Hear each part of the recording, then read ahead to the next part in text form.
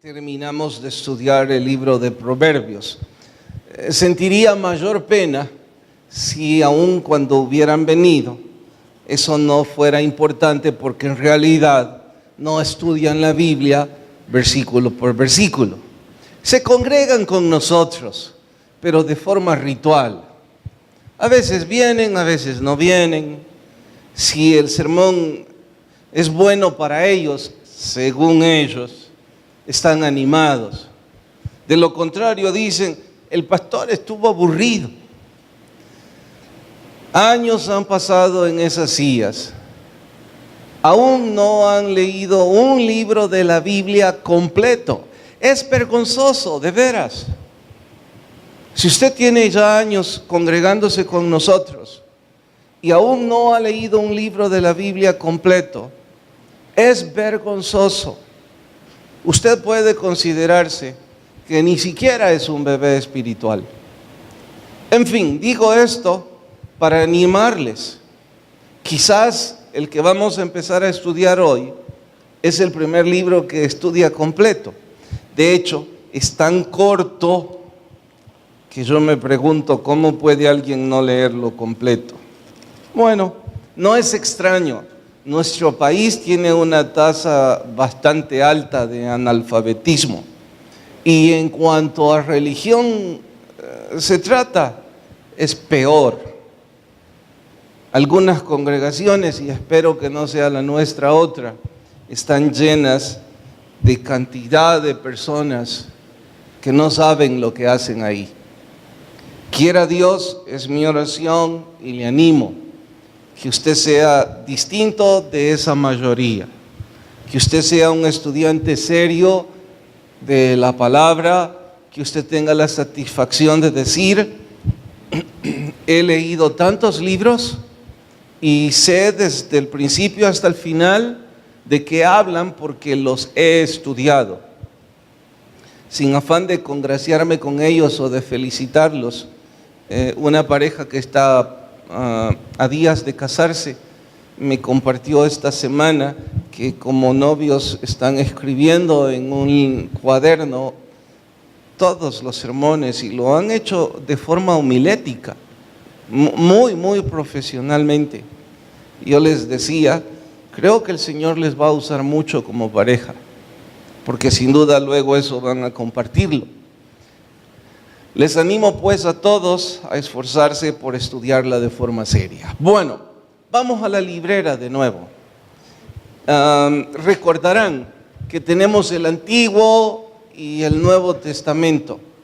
De hecho, esto deberían saberlo de memoria a estas alturas. Me refiero a la división sistemática.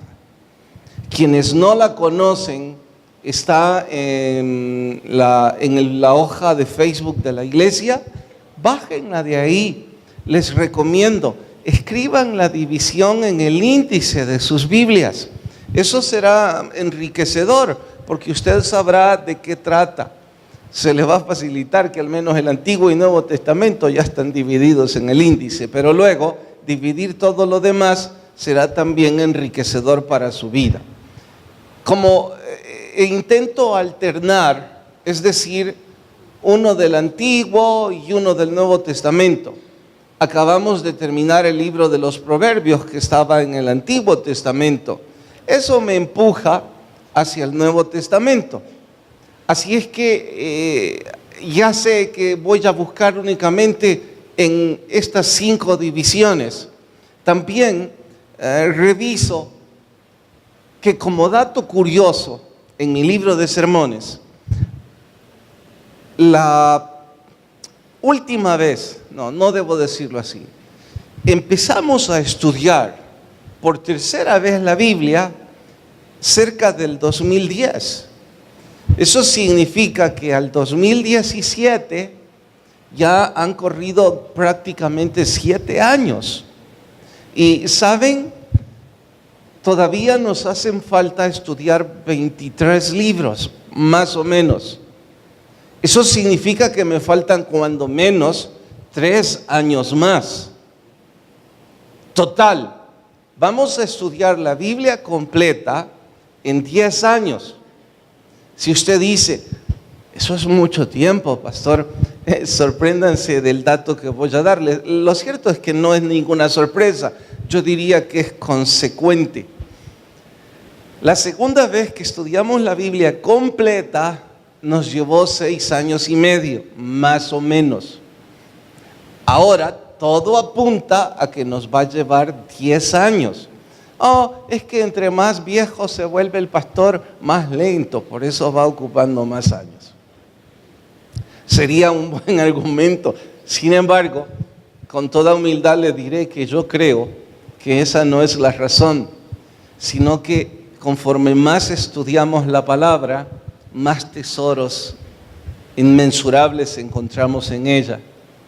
Y cuando tomo mi bosquejo de hace 10 años, yo me digo, ¿cómo es que no pude ver esto? Bueno, es que la palabra de Dios es Dios hablándonos, sin importar en qué años estemos, pero lo importante es estudiarla. En mi libro de sermones descubrí que las segundas cartas, cuando digo las segundas, me refiero a la segunda a Corintios, la segunda a Tesalonicenses, la segunda de Pedro, se han quedado en el tintero. Y yo me pregunté, ¿y cómo es que se están quedando? Bueno, la respuesta es sencilla. Hay que empezar siempre por la primera. Y probablemente concluí que después de la primera había que ir al antiguo y ahí perdí la secuencia. Así es que sin darle mayor rienda al asunto, tengo que regresar a las segundas. Y esta vez prefiero hacerlo en orden descendente. Significa que tengo que ir a la segunda división. La primera son los 4 evangelios. La segunda división son las cartas paulinas o las cartas pastorales, llamadas paulinas porque las escribió todas Pablo. Así es que debo quedarme en la segunda carta a los Corintios. Y bueno, hasta ahí mi librera. Lo que hago es que saco la segunda carta y la llevo a mi escritorio y les invito a todos a que viajemos precisamente hasta la segunda epístola a los Corintios. Antes de que la busque, la librera que estaba en mi espalda, quizá un día de estos logro hacerla y al menos una foto le tomo, porque me gustaría que eso estuviera, si no en la sala de mi casa, de la oficina, y tener un libro por cada uno de estos, porque eso es la Biblia, una biblioteca. Y el espacio que esté en blanco significa que ese es el libro que ahora estamos estudiando.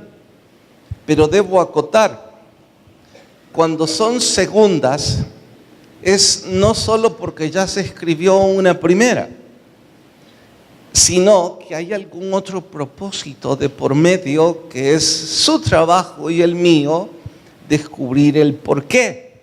También debemos saber que se llaman epístolas. ¿Qué epístola es el término, si no antiguo, si nuevo testamentario, que se ocupa para las cartas? En aquel entonces eran epístolas, hoy día son cartas. Esa es la razón por la que en el Nuevo Testamento los predicadores debemos decir la primera carta a los Corintios. No así en el Antiguo Testamento. No está bien decir la primera carta de Reyes. En el Antiguo Testamento es el primer libro de Reyes. Bueno, vayan en sus Biblias hasta la segunda carta que Pablo escribe a los Corintios, capítulo 1. Segunda carta a los Corintios, capítulo 1. Imagino les va a costar encontrarla a algunos. Está al final de sus Biblias, antes de Gálatas y Efesios, Filipenses. ¿La encontraron? ¿Se ponen de pie, por favor?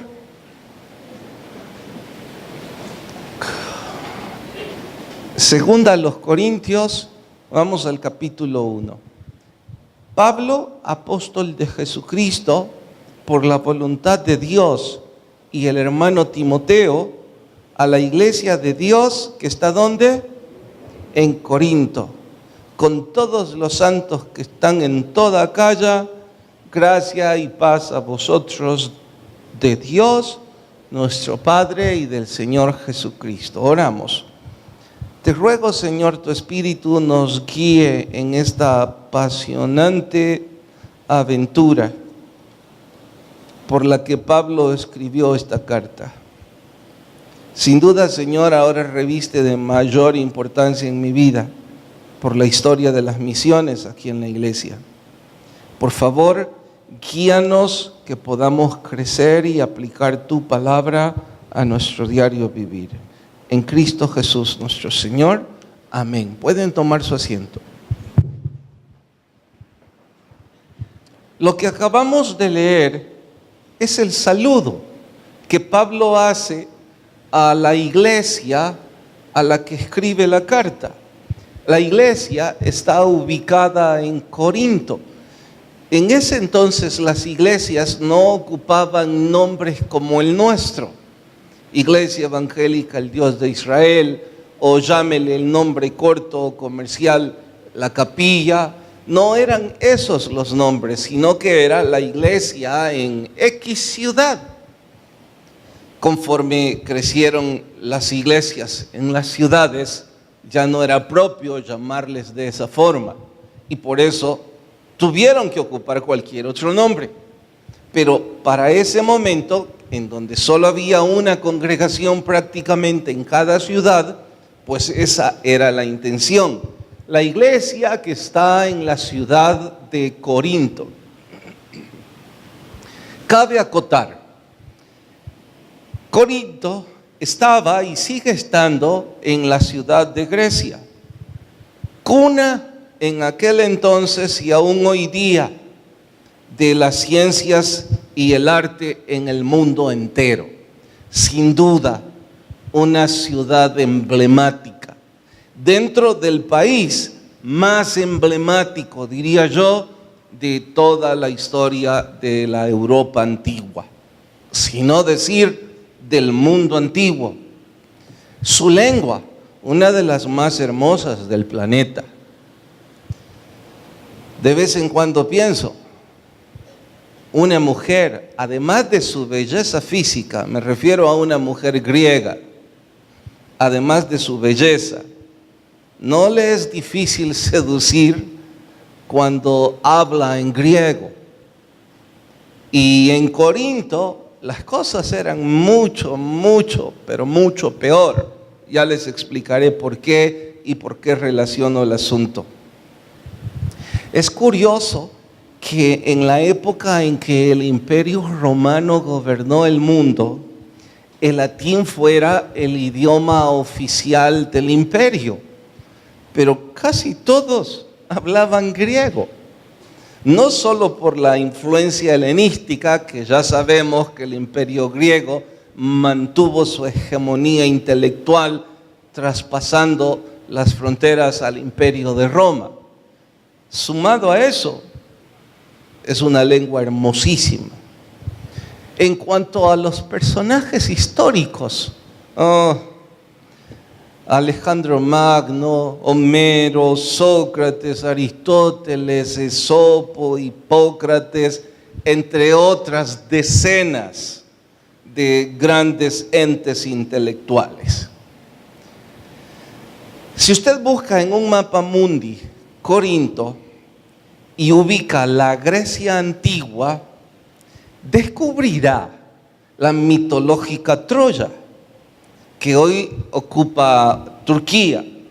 Como dato también que no deja de llamar la atención alrededor, se dice las más hermosas islas del mundo, rodeados de playas blancas, aguas cristalinas, un clima privilegiado, historia sin fin, Esparta, Atenas, Corinto. Usted puede elegir. Allí es donde la mitología griega dice que grandes príncipes pelearon por la mujer más hermosa del planeta, Helena. Allí es donde dice que se escribió el caballo de Troya y otras cosas parecidas. Pues bueno, allí cerca está Corinto. Corinto está alrededor, sino en el eje de todo lo que les estoy resumiendo. Y si usted dice, ¿por qué el abuso de decir el centro de todo eso? Por lo que ahora voy a explicarles en cuanto a su posición geográfica. Pero antes de ir ahí y respetando un estudio sistemático, debo dar en la introducción datos respecto al escritor de la carta. No voy a profundizar en eso, solo intento seguir un orden.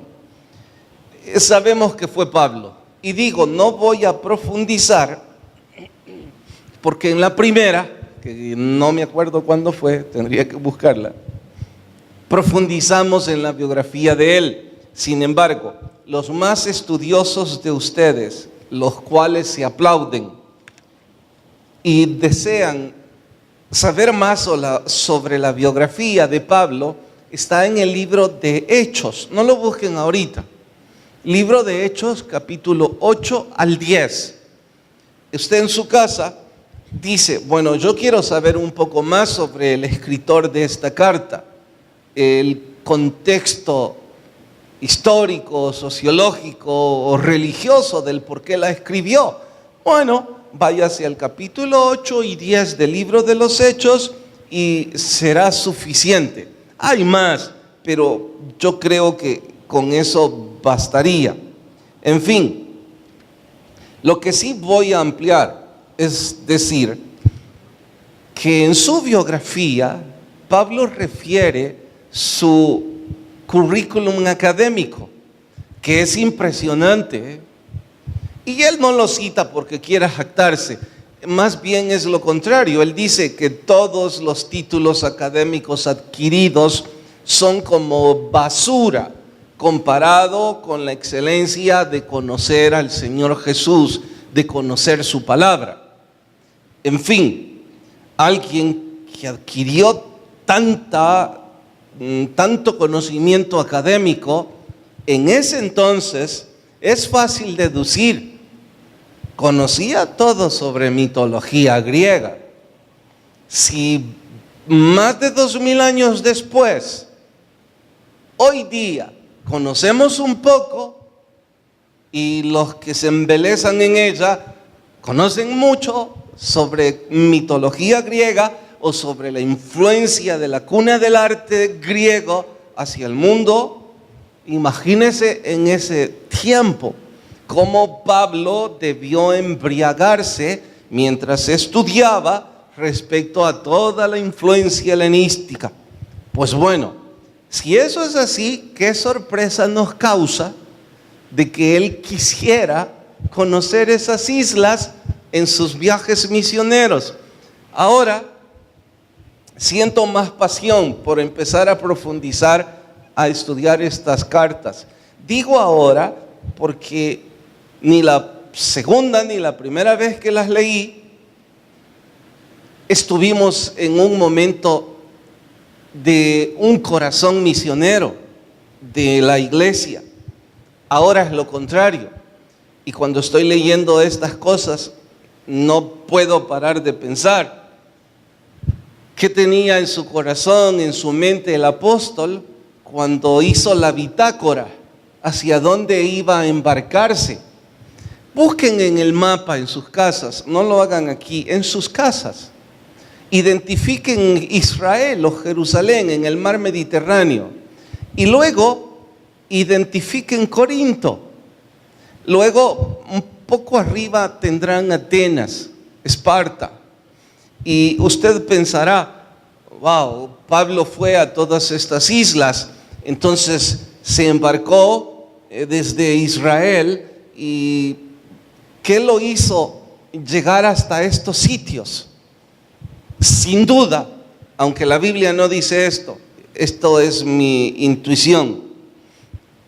Creo que todo ese conocimiento sobre mitología le empujó a llegar a estas ciudades. Descubrirán con asombro cómo varias de las iglesias que fundó están alrededor de todo esto. Bueno, ese es Pablo. Ese es el autor de esta carta.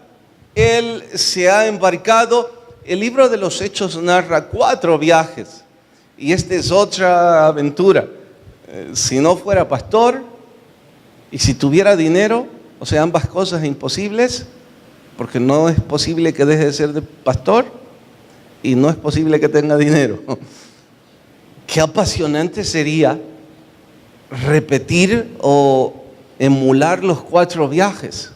Así es que si usted es un millonario que no haya que hacer ni con su dinero ni con su tiempo, embárquese y repita las 4 aventuras misioneras de Pablo.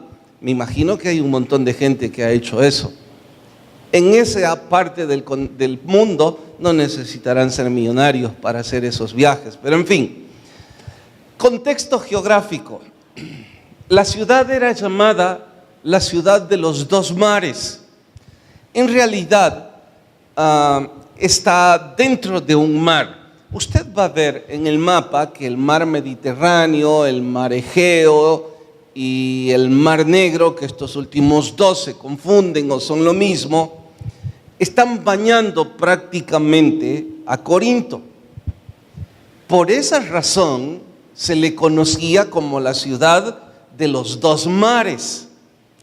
Aún un poco más allá se le llama el istmo griego, es decir, una especie de porción de tierra parecido al canal de Panamá.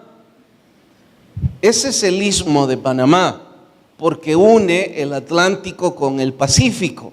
Pues Corinto estaba en una posición tan privilegiada que unía estos 2 mares, o une estos 2 mares.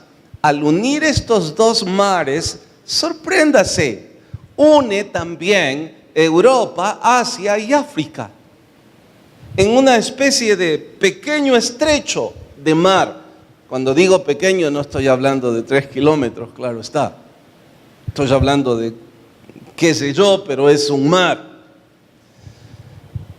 Imaginen entonces la ruta comercial. Los convertía en una ciudad cosmopolita.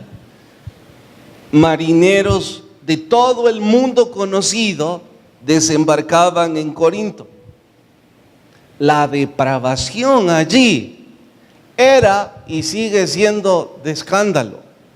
¿Saben? Cuando uno busca en Wikipedia religión oficial de cualesquiera países del mundo o ciudades del mundo, casi siempre encuentra una religión oficial, aun cuando no la practiquen.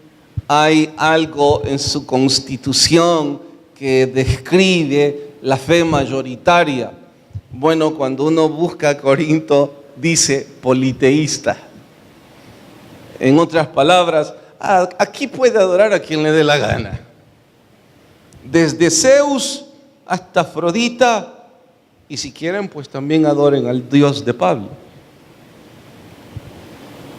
Cuando dije Afrodita, es que allí estaba, y llama la atención, no sé si aún está, no como templo de aquel entonces, a lo mejor como ruina, un templo famoso que albergaba 1000 sacerdotisas. En realidad eran 1000 prostitutas de la mejor posición económica y académica posible. No sé cómo describir esto, sé que les parecerá. ¿Cómo puede decir que una mujer que se dedica a la prostitución tiene una posición académica y social privilegiada? Es que en Corinto la prostitución era una profesión privilegiada. Nadie les juzgaba por tal profesión. Y en ese templo, que era el más importante, en donde estaban 1000 prostitutas, su trabajo era como sacerdotisas oficiar cultos. Así es que puede imaginar cantidad de barcos, cientos de marineros de todo el mundo yendo a adorar a la diosa Afrodita, pagando fortunas por acostarse con mujeres sofisticadas, griegas, hermosas y con un habla sensual. Ellas habían sido entrenadas en el arte de la prostitución. Tanta depravación que en aquel entonces, y no sé hoy día, en Europa y en parte de Asia, la expresión vamos a corintiar significaba vamos a depravarnos sexualmente, a Corinto. Así es que no solo era una ruta comercial, puedo deducir que tenía ingresos de turismo increíbles. Con 1000 sacerdotisas que hacían esto, podemos imaginar cualquier cosa. Sí, ya sé que ustedes están a punto de interrumpirme y preguntarme, ¿y qué hace Pablo ahí? Bueno, antes de llegar hasta ahí, Pablo escribió 2 cartas a Corinto. Se dice que escribió más, pero solo llegaron 2 a convertirse o a ser parte del canon sagrado. Como sea, solo tomaremos esas 2. En la primera carta que escribió a Corinto, porque en su segundo viaje él plantó allí una misión que al poco tiempo se convirtió en una iglesia, es donde más tiempo, si no me equivoco, él estuvo. Cuando tuvo que salir, cuando continuó su viaje misionero, es decir, Pablo era pionero en plantar misiones o iglesias. ¿Qué es eso? Un hombre, ese no es un pastor. Pastor es un inútil siervo como yo, y perdone que lo ilustre así, pero va a ser más fácil que lo entiendan. Llegamos a una posición, a un lugar, y de forma local empieza una obra. Arranca como una misión que Dios convierte en iglesia. Y así sigue. Eso es esto. Entonces este inútil servidor es un pastor. En ese contexto, un misionero sería un pastor de pastores. Alguien que tiene en su bitácora planeado estar tanto tiempo en una ciudad, plantar una misión, que ésta se convierta en iglesia y luego marcharse y plantar una segunda, y ni idea remota cuántas pudo haber plantado Pablo. Como sea, llegaron noticias a Pablo después de que se marchó, de que las cosas iban muy mal en Corinto. La iglesia había crecido, pero había todo tipo de problemas. Para empezar, la inmoralidad sexual ahí era extrema, en la iglesia. Por eso es que escribe la primera carta. Pero no solo eso, había divisionismo, sincretismo, mujeres que querían tomar el control. No hablo de prostitutas, sino mujeres que querían ser las jefes, las pastoras, las jefes de casa. Habían abusos en la cena del Señor y cosas como esas. Entonces Pablo en la primera carta intenta corregir todo eso. Envía una carta porque, a diferencia de hoy día, no habían medios de transporte tan eficientes, y los medios de comunicación eran tan lentos. Había que esperar meses para que una carta llegara y para que ésta luego se reprodujera su mensaje a todos. Así es que en esa primera carta él intentó corregir todo eso. La historia dice que la tomaron muy bien y que muchas cosas se corrigieron. Sin embargo, llegaron las noticias al apóstol de que no todo se había corregido y que se había levantado un grupo dentro de la iglesia que estaba calumniando la autoridad apostólica de Pablo. Eso en español simple es, dentro de la iglesia en Corinto, mejor lo retomo, dentro de la iglesia ubicada en la ciudad de Corinto, se levantó un grupo dentro, recalco, que pusieron en duda que Pablo fuera un apóstol con credenciales espirituales. En español la cosa es esta. ¿Y quién se cree Pablo? Él no es uno de los 12 apóstoles, él no estuvo con Jesús. ¿Qué derecho él tiene para esto? Además, anda de viaje en viaje. Este parece un guía de turismo. Él no tiene autoridad alguna de decirnos cómo hacer las cosas. A los que él ganó a Cristo, a los que el Señor lo usó a él para bautizarlos, bautizó a los hijos de él, de estos, casó a estos, les guió en sus primeros pasos, fue su pastor. Esos ahora son sus verdugos y lo están calumniando y debilitando la iglesia allí en Corinto. Esa es la razón por la que escribe una segunda carta. Y eso es como decirles o haberles en el dato introductorio dado el propósito de la carta, aunque no les he dicho aún propósitos específicos. Voy a hacer un paréntesis. ¿Cómo ansias por aplicar esto a nuestra iglesia? ¿Cómo se le ocurre a Pablo poner o plantar una misión en un sitio así? ¿Habría alguna ciudad parecida a esta en El Salvador? ¿Qué opinan? ¿Ustedes que conocen más, habrá alguna ciudad parecida a esto? ¿No? San Salvador quizás es la peor, ¿no? No puedo decir cosmopolita, pero aquí hay de todo Centroamérica por causa del dólar. La inmoralidad sexual aquí es extrema, aberrante. He escuchado que es peor en Nicaragua. Como sea, no hay nada parecido en Centroamérica. ¿Y en América qué sería parecido a esto? ¿Qué sugieren? Están murmurando, díganlo en voz alta para... ¿Sí, hermano? Río de Janeiro, quizás Copacabana, y se iría a los penalty con Las Vegas. Bueno,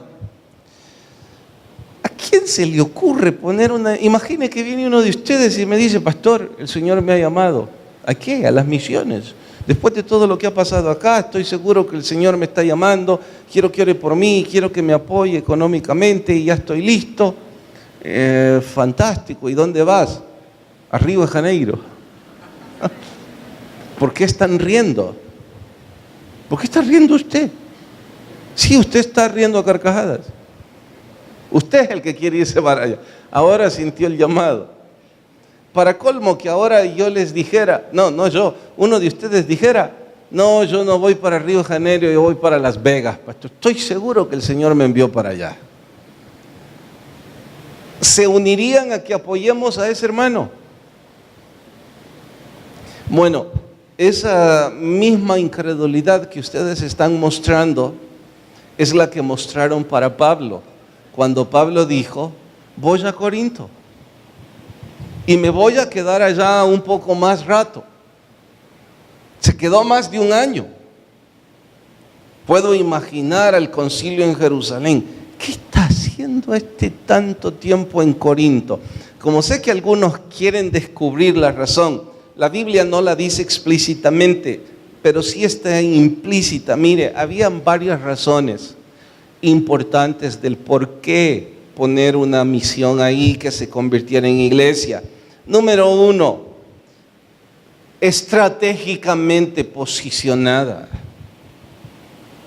Corinto se podía convertir en una base de operaciones para las misiones y en efecto así sucedió. Los que llegaban de distintas partes del mundo, los que conocían el Evangelio, llevaban el Evangelio a otras partes del mundo. Súmele a esto, sin tecnología en comunicaciones ni en transporte, ¿qué es lo más acercado? Corinto. Cientos de marineros y comerciantes siendo ministrados, y estos cientos yendo para Asia, Europa y África. Así es que suficiente razón. Una segunda, desde luego hay que anteponer que ante las razones que yo intuyo, está la razón en donde el Espíritu Santo le ordenó a Pablo hacerlo ahí, y eso es suficiente. Ahora yo le estoy tratando de racionalizar y aplicándolo, dije, a nuestro diario vivir. Perdonen. Segunda, la Biblia enseña que cuando el pecado abunda, sobreabunda la gracia. Yo sé que usted y yo desaprobamos en un inicio plantar una misión en una ciudad tan pagana, porque lo primero que pensamos es, bueno, ¿qué piensa ahí usted, hermano Carlos? Plantar una misión en Río de Janeiro. ¿Qué diría? Suponga que usted es parte de la directiva de la iglesia. ¿Qué diría si llevamos el presupuesto porque vamos a enviar a alguien para allá? Eso diría, va a ir a recuperar las almas perdidas. ¿Qué dirían la mayoría? ¿Alguien quiere decir más? Hermano, hacer evangelismo va. Debo ser muy poco espiritual yo y ustedes bien espirituales, porque yo la verdad es que pensaría, ¿no se te ocurre un lugar menos pagano?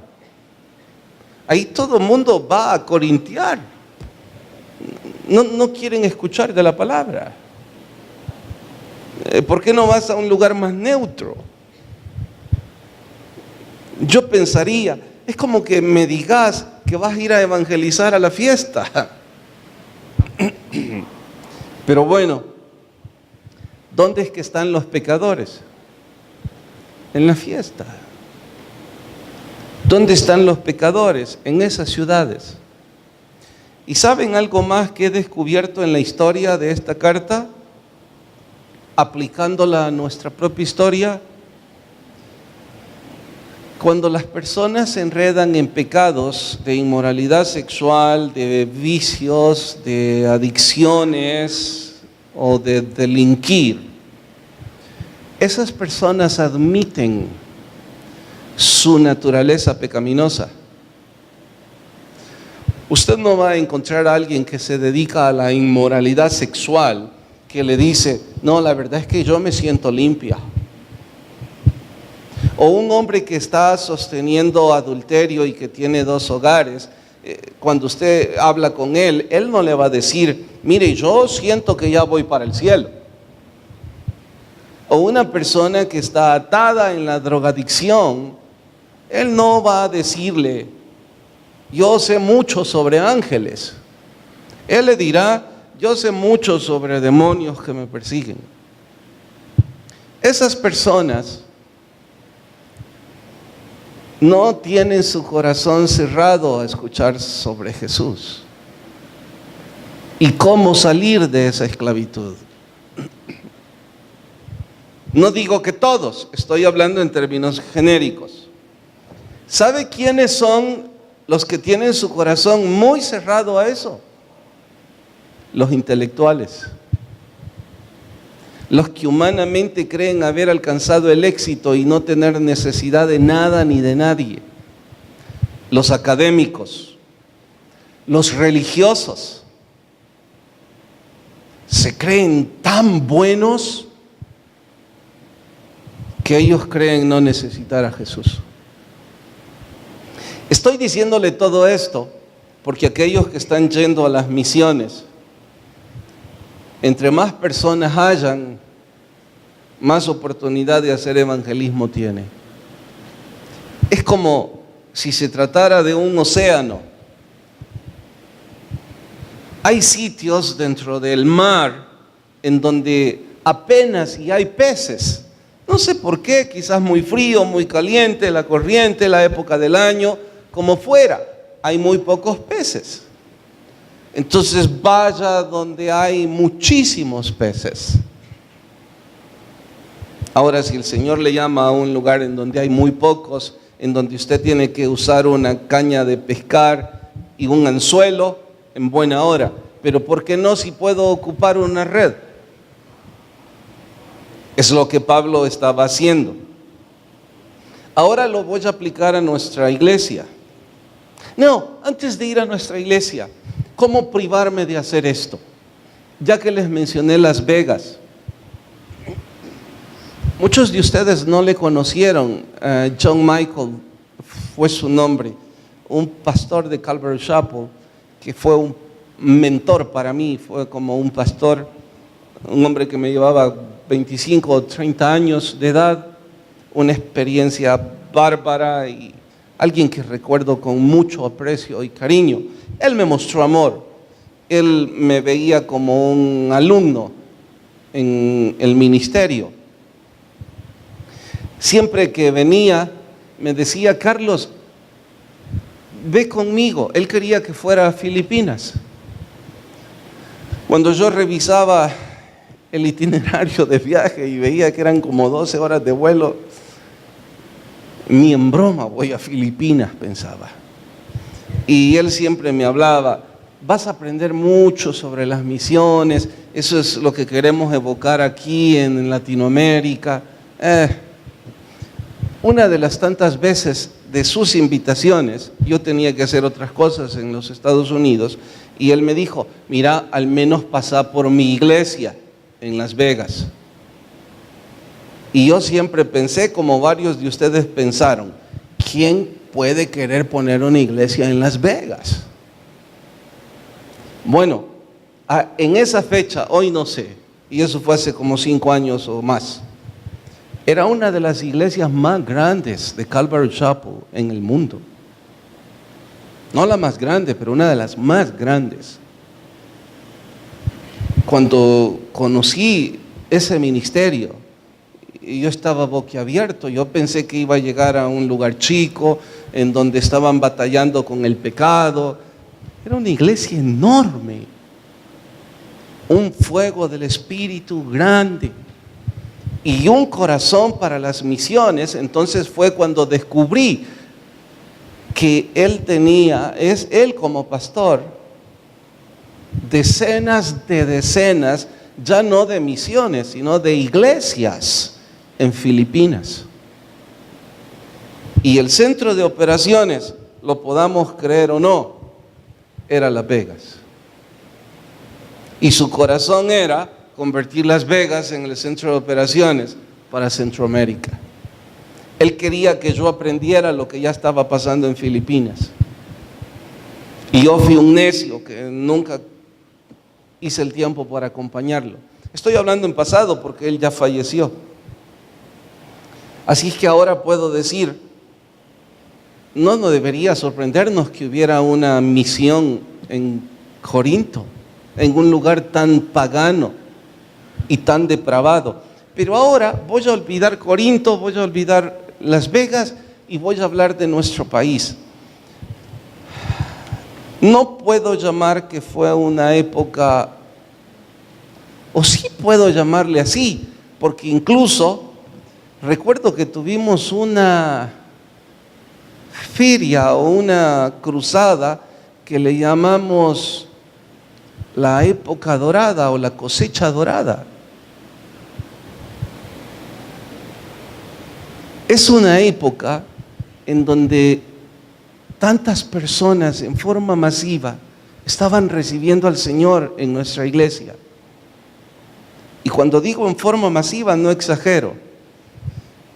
Los dos ministerios que estaban sobre todo siendo punta de lanza, como red o como anzuelo, no digo que los demás ministerios no lo hacían, pero los dos ministerios que más estaban haciéndolo eran puntualmente el ministerio deportivo y el ministerio de 100 días. En cada reunión de 100 días venían 4 o 6 personas a Cristo, que al poco tiempo se congregaban y crecían, y luego sus familias. El ministerio deportivo mucho más grande en número. Ahora viene la pregunta: ¿qué generó todo eso?